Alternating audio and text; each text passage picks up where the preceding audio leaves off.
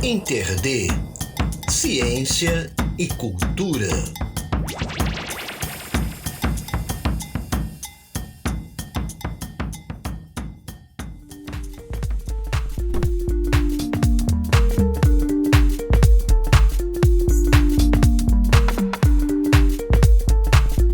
Olá, amigas e amigos do Inter-D, eu sou Midra e falo aqui da cidade de São Paulo e vocês vão ouvir agora a minha nova música Imensidão. Essa música foi produzida de forma totalmente independente por mim e pelo produtor Edu Ferreira e tem como tema central a importância de continuar acreditando no seu sonho. Na música tem uma fala tirada de um diálogo com meu filho de 3 anos que acredita que pode ir à lua dentro de um foguete. E é dessa forma genuína que nós devemos sempre buscar essa nossa essência e manter vivo o sonhador que todos somos um dia. Essa música é um convite para você perceber que vive em uma imensidão e que deve ter a liberdade de sonhar, de viver e acreditar. Eu quero aproveitar aqui para te convidar a conhecer mais do meu trabalho que está disponível em todas as plataformas de música e a me seguir nas redes sociais, @MidraOficial. É isso, fique agora com a música Imensidão.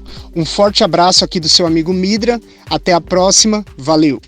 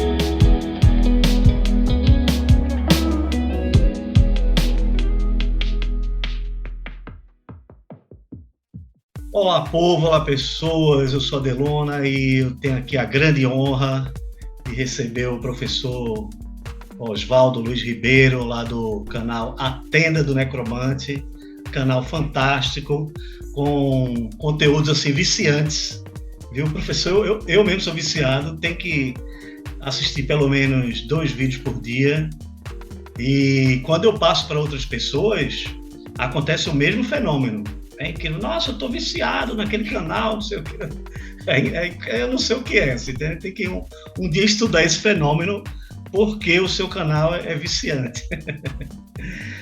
Mas vamos lá, professor, eu queria que inicialmente você se apresentasse, né? Falasse um pouco aí da sua formação. Eu sei que você já falou isso muito em outros canais. Então é isso, como eu estava falando, o Daniel Gontijo já esteve aqui e eu vi que você fala lá sobre a sua trajetória no canal dele, mas é porque aqui é outro público, aí pode falar e, sabe, de uma maneira mais sucinta e tudo.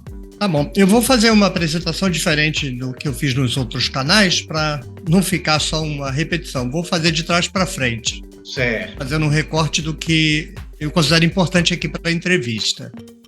Eu hoje tenho, digamos assim, modo de falar, 2 empregos. Um dos empregos é a Tenda do Necromante, o meu canal de divulgação de crítica bíblica, crítica da religião e divulgação científica, mas muito do conteúdo é próprio. Chama Tenda do Necromante por uma brincadeira, é uma metáfora, porque a minha declarada especialidade é a leitura histórico-crítica da Bíblia, então é tentar entender os autores da Bíblia. Aí, brincando, é fazer os mortos falarem. Quem faz um morto falar é o necromante, então um necromante. Mas é uma piada, é uma brincadeira. Muita gente leva a sério, muita gente me pergunta, mas como pode um ateu falar com os mortos? O pessoal leva isso a sério.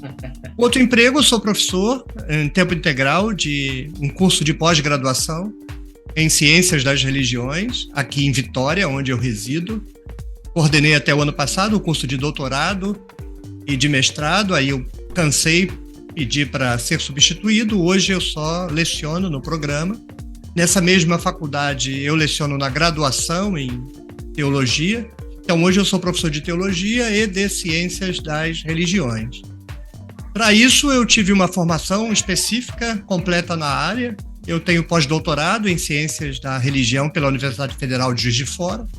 E acho que essa informação é importante porque eu lido com religião, né? Sim. Se eu fosse pós-doutor em filosofia, não faria diferença nenhuma, mas não. Um pós-doutorado em ciências das religiões e, no caso específico, a minha pesquisa foi em Bíblia. Então, sou doutor, mestre e graduado em teologia. E esse meu encaminhamento para a teologia, onde eu fiz barba, cabelo e bigode, por assim dizer, é porque eu me tornei batista em 1984. Eu tinha, então, 18 anos, 18 para 19 anos, e me tornei batista. Fui para o Seminário Batista em 1987, 3 anos depois. Então, eu tive 3 anos de fundamentalismo batista, da Convenção Batista Brasileira, bem entojado. Eu fui um sujeito bem entojado. E o Seminário Teológico Batista do Sul do Brasil, onde eu estudei, Tijuca, Rio de Janeiro, me desconverteu aos poucos. Então, entre 1984 e por volta de 91, 92, eu fui batista. A partir de 92, eu permaneci batista, mas já era o projeto de um livre pensador. Mas como eu estava e me mantive inserido tanto na igreja por conta de meus filhos, à época eu tinha 2 filhos pequenos, quanto por conta da minha vinculação ao seminário, eu era professor do seminário e logo me tornaria coordenador do seminário. Eu, inclusive, que desenvolvi todo o projeto para o reconhecimento do curso pelo MEC. Então, hoje o curso funciona lá, eu não tenho mais relação nenhuma nem com eles, nem com os batistas, mas o curso do MEC lá fui eu que preparei toda a documentação. Aí eu comecei um processo de desconversão, passei pela teologia negativa, e para mim é o limite da teologia. Teologia negativa, para quem não entende, é a compreensão de que Deus existe. Então, para mim é um problema da teologia negativa, porque é um contrassenso. Porque a teologia negativa afirma que o ser humano não sabe o que Deus é, qualquer coisa que você diga sobre Deus é uma especulação sua, porque Deus é de uma natureza tão sublime que não cabe na compreensão humana.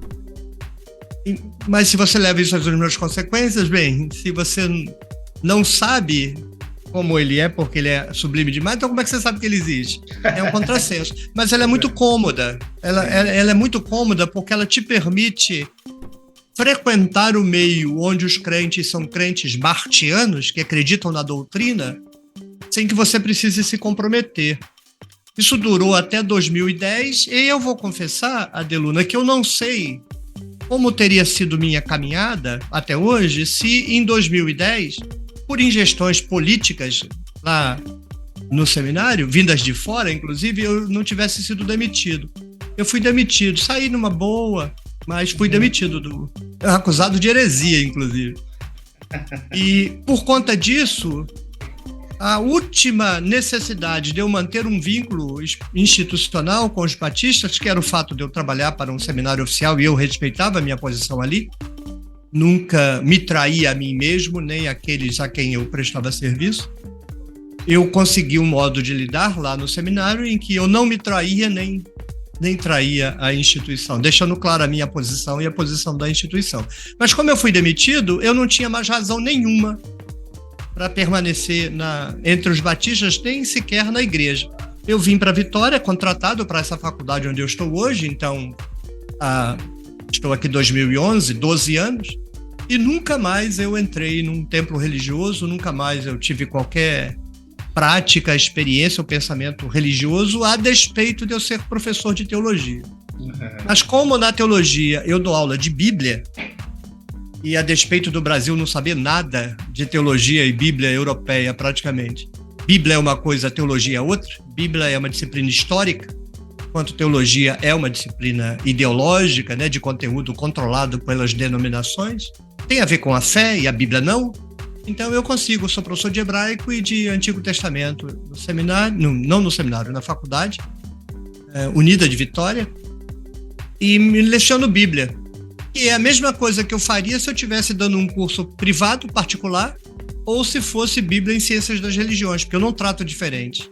Certo. Bíblia é a mesma coisa em qualquer lugar que eu esteja. Esse é o resumo. Quer dizer, nasci batista em 84, depois deixei de ser definitivamente não apenas batista, mas religioso em 2010, mas desde 1987 eu estou envolvido com teologia, primeiro como aluno, e sempre como aluno também, porque fiz mestrado, depois doutorado, e hoje eu estou ainda lidando com isso por força da minha profissão. Tudo na minha vida que eu fiz girou em torno de teologia. Certo. Professor, o senhor até falou aí um pouco aí, mas vamos nos aprofundar, né? O senhor costuma falar lá no seu canal, na Tenda do Necromante, que, de maneira geral, os cristãos aqui no Brasil, em especial os evangélicos, não entendem nada de Bíblia, né? Por quê? Não é uma força de expressão, não. É uma declaração que pretende ser literal. Católicos também não entendem praticamente nada de Bíblia, mas poderiam. Um católico não entender de Bíblia é um defeito da formação dele. E eu vou explicar por quê. Um evangélico não entender de Bíblia é a essência dele. O evangelho não pode entender de Bíblia porque ele vai implodir a cabeça dele. Por um fenômeno histórico. O cristianismo, e cristianismo para mim fundamentalmente hoje é representado no Ocidente pela Igreja Católica Apostólica Romana. Há aí uma discussão que poderia ser feita em relação à Igreja Ortodoxa, mas vamos deixar a Igreja Ortodoxa de lado. Mas em relação ao Ocidente, cristianismo é cristianismo romano. Dentro do cristianismo romano há um cisma no século XVI com Lutero, um cisma do ponto de vista do cristianismo deplorável em todos os sentidos, porque em todos os sentidos é uma fraude, em que Lutero, tendo sido monge católico, sabendo como é a regra do jogo católica, que é unidade acima de tudo e submissão à autoridade do clero. Condições para quem tem 2 neurônios indispensáveis para a manutenção de uma instituição. A instituição só existe como Erasmo disse, né? Não importa o que a igreja disser, eu vou repetir o que a igreja disser, porque se a igreja disser uma coisa e eu duvidar, a igreja acaba naquele momento. Então Lutero questionou essa instituição a despeito da advertência de Erasmo. Erasmo fez todos os argumentos. Essa história está num livro excelente do Richard Popkin, história do ceticismo de Erasmo a Spinoza. Então, o que eu estou falando, não estou falando de ter sonhado, está no Richard Popkin. E então, depois de todas as advertências de Erasmo de que ele ia destruir o fundamento da igreja, porque ia pôr em xeque a autoridade do clero, Lutero deu de ombros e disse que é a Bíblia que sustenta a doutrina. Isso é falso. É falso em qualquer ângulo que você analise a questão. Não importa a disciplina das ciências humanas que você escolher para analisar a questão, ela é falsa. Porque ainda que você faça a suspensão de juízo no campo da psicologia, da linguística, sociologicamente qualquer um sabe que a Bíblia não sustenta nada, porque você tem 300 igrejas com a mesma Bíblia e cada um tem práticas, doutrinas e comportamentos diferentes, alegadamente na mesma Bíblia, ou seja, não tem fundamento nenhum. O que aconteceu é que Lutero copiou a Igreja Católica, toda a igreja, toda, sem nenhuma exceção, é uma igreja católica, apostólica romana, o clero manda, é a autoridade clerical que determina, mas enquanto na Igreja Católica Apostólica Romana isso é declarado, ou seja, é honesto, nas igrejas protestantes há mentira institucionalizada. É a Bíblia que manda. Mentira.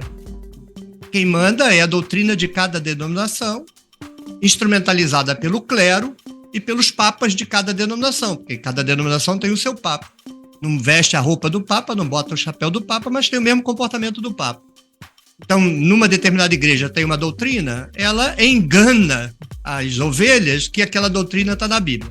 Aí a outra igreja tem doutrinas diferentes, também engana as ovelhas de que aquela doutrina está na Bíblia. Mas não tem outro jeito, porque o que Lutero fez foi criar a necessidade incorrigível do clero de cada igreja mentir. Porque se o clero não mentir, ele vai confessar que o que Lutero fez foi uma fraude. Lutero tacou fogo na Igreja Católica, fez uma Igreja Católica, mas disse que é outra coisa. A prática é católica, mas é tudo dissimulado. Quem sustenta o discurso é a tradição da Igreja, quem normatiza os comportamentos é o clero, mas mente-se dizendo que é a Bíblia. Como cada ovelha, agora então eu respondo, como cada ovelha de cada denominação cristã aprende na Bíblia a doutrina da sua denominação, ela não entende a Bíblia, ela não lê a Bíblia, ela não sequer entende o que está escrito, porque ela é treinada a, quando olhar para o versículo, imediatamente interpretar aquele versículo pela pregação pastoral, pelo ensino da escola bíblica dominical. E funciona automático. O batista, quando lê a Bíblia, vê livre-arbítrio em todos os versículos. O presbiteriano, quando lê a Bíblia, vê predestinação em todos os versículos. Os dois veem Trindade em Gênesis 1, mas aí quando você vai no Testemunho de Jeová, ele olha para o mesmo versículo, porque ele não é trinitariano, ele não vê Trindade. Então, não há leitura da Bíblia nas igrejas, do ponto de vista de você considerar que ler o texto é entender o texto. Há um controle do texto plasmando a interpretação com base na denominação particular de cada grupo.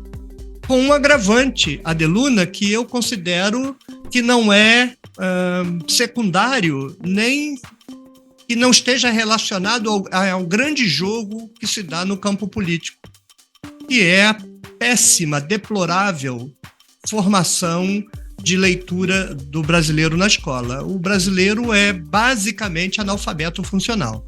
Poucos brasileiros de universidade, poucos alunos de universidade sabem ler.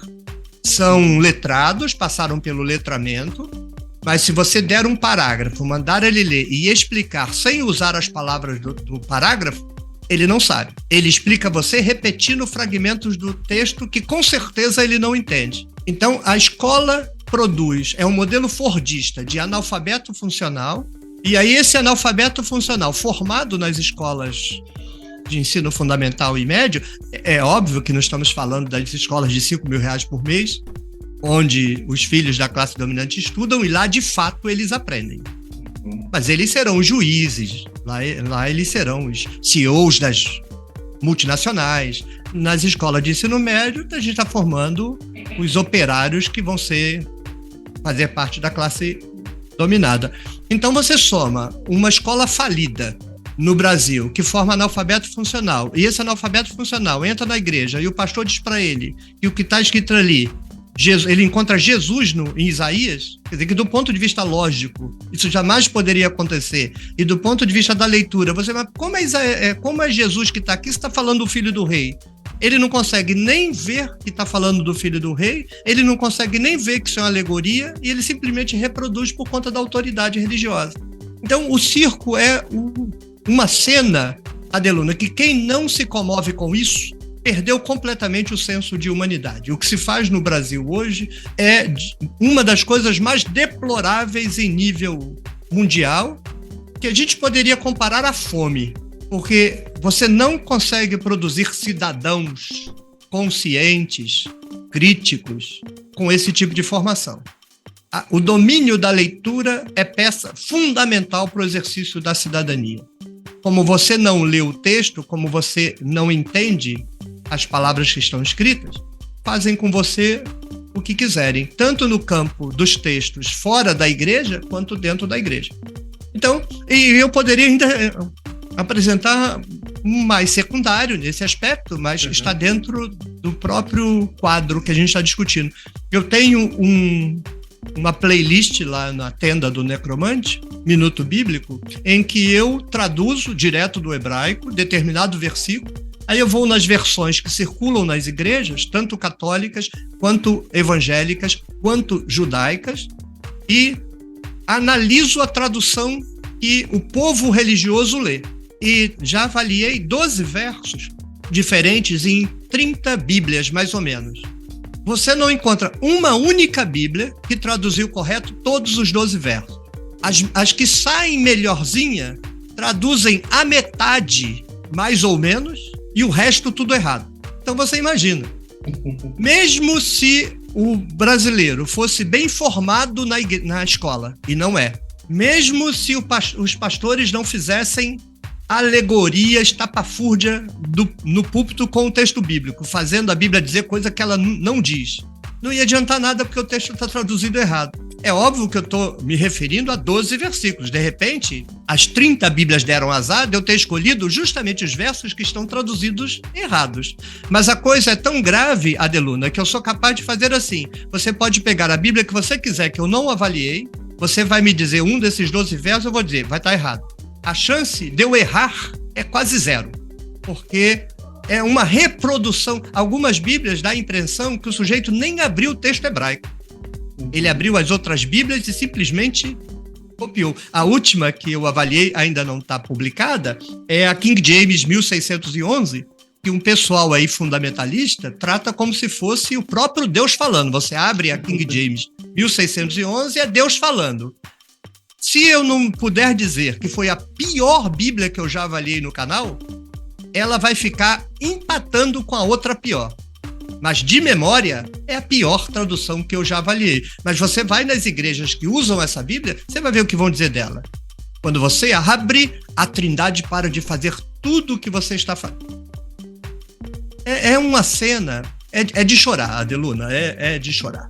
Olá, povo, olá, pessoas. Eu sou a Adeluna e você está ouvindo InterD Ciência e Cultura, com a primeira parte da entrevista com Oswaldo Luiz Ribeiro, doutor em Teologia pela PUC do Rio de Janeiro, professor da Faculdade Unida de Vitória do Espírito Santo e criador da Tenda do Necromante, um canal do YouTube dedicado à leitura histórico-social da Bíblia hebraica e do Novo Testamento. No segundo bloco, o professor Oswaldo apresenta a tese de que o livro Gênesis, Gênesis 1, não trata da criação da Terra, muito menos da criação do universo, como a gente sempre ouviu falar aí, desde criança, que a gente ouve falar aí, há séculos, Bom, mas antes, fiquem aí com a nova música da Plebe Rude,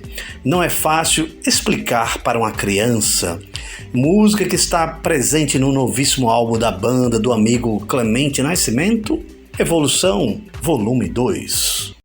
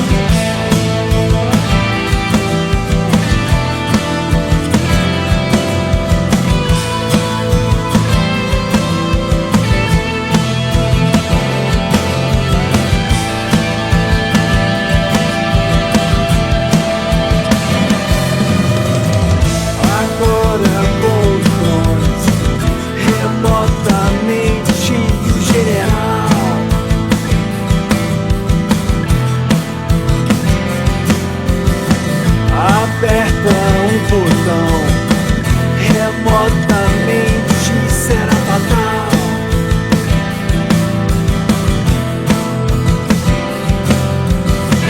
Destruição muito assegurada, o inimigo vai contra-atacar.